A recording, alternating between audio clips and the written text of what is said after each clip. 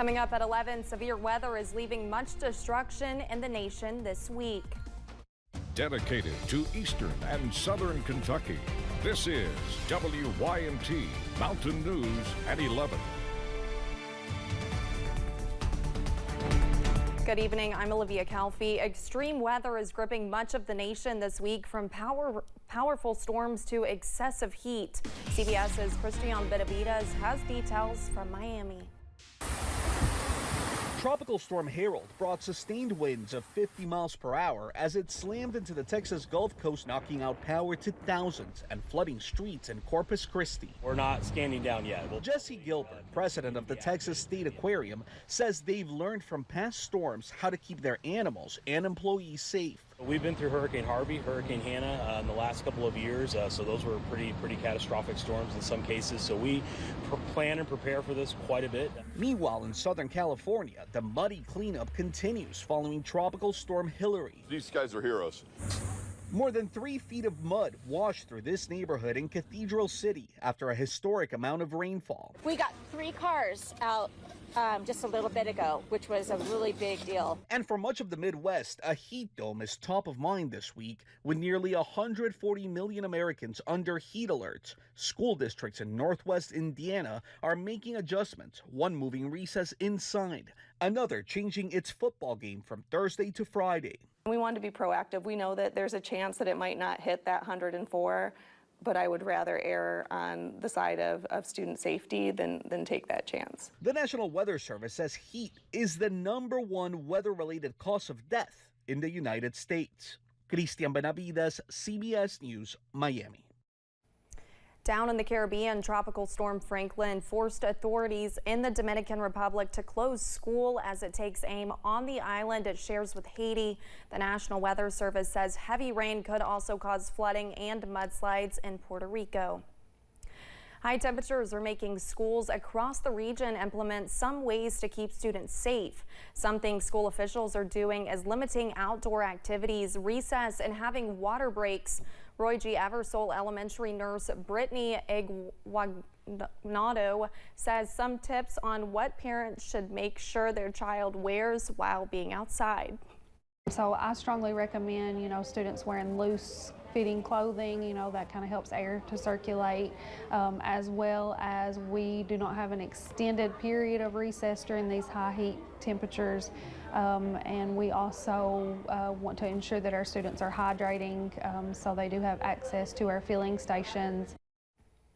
She also says parents should also send their child to school with a water bottle to ensure they are hydrated. She adds staff are trained to identify signs of heat exhaustion. The dog days of summer are among us, and we cannot forget our furry friends during these times. Lexington Fayette Animal Care and Control has received complaints about animals left outside without basic needs and dogs left inside of hot cars. Jai Hamilton is a cruelty investigator for Fayette Animal Care and Control. She provided photos of animals that had to be rescued from heat-related situations. Some did not make it out alive. So a couple years ago, we had someone leave a cat in their car when they went to the Fayette Mall, and unfortunately that cat just didn't make it. When temperatures get this hot outside, Hamilton adds surfaces can heat up and hurt a pet's paw pads. Temperatures were warm earlier today, and we do stay mild and muggy as we go into tonight as well. Most of us right now in the lower 70s across the mountains, 75 in Jackson, 72 in Manchester, 77 over in London at this hour. We are dry on the radar, all thanks to high pressure, and that will continue as we go into tonight as well. We stay dry under that partly cloudy to mainly clear sky. The big story is that mild and muggy weather, it will continue. Those overnight lows falling into the upper 60s and lower 70s as you wake up on Wednesday. Now, speaking of your Wednesday, more heat is on the way. Middle to lower 90s by Wednesday afternoon. Again, we do stay dry under a partly cloudy sky, but we are watching out for potentially some relief from this heat, especially by the end of the weekend. Also into next week, notice our region in this blue color on the temperature outlook. outlook, that means potentially some cooler and drier weather set to return by next week. But until then, we are watching out for more heat to return, and that will continue for much of this week. Those details coming up in just a few minutes. Olivia? All right. Thank you, Cameron. Kentuckians are now one step closer to being able to place bets on sporting events in Kentucky. In-person sports betting will begin in the Commonwealth on September 7th, just in time for the start of the NFL's regular season. Mobile betting will begin on September 28th. Today, the Kentucky Horse Racing Commission took a major step towards meeting those launch dates. All of the major names that I'm sure people in Kentucky have seen advertising elsewhere around the U.S. that are going to be coming to the state, such as your DraftKings, FanDuel, BetMGMs, those entities. Here's what's next. On Monday, Kentuckians can pre-register for an account with those approved mobile applications. They can begin depositing money into those accounts on September 7th. Then online betting will launch on September 28th. Flags now fly above the Hazard Veterans Memorial after a high school student presented the idea to community leaders. The flags represent branches of the military. Hazard High School student Terry Davidson began working on the project in May. He says the project can be another example of how folks are trying to revitalize the area. People who comes and visit, I just want them to see how we're doing and how we're trying to come back from a post-COVID era, and show them that we're growing. I mean, we don't have to travel all the way to Lexington every time because, if we revitalize our town and all that. Davidson also says being involved in community services like Envision Hazard helped spark his initiative. The Kentucky Community and Technical College System is welcoming a new program. It is called the Education First Employers Program. KCTCS partnered with Team Kentucky and the governor to make it happen.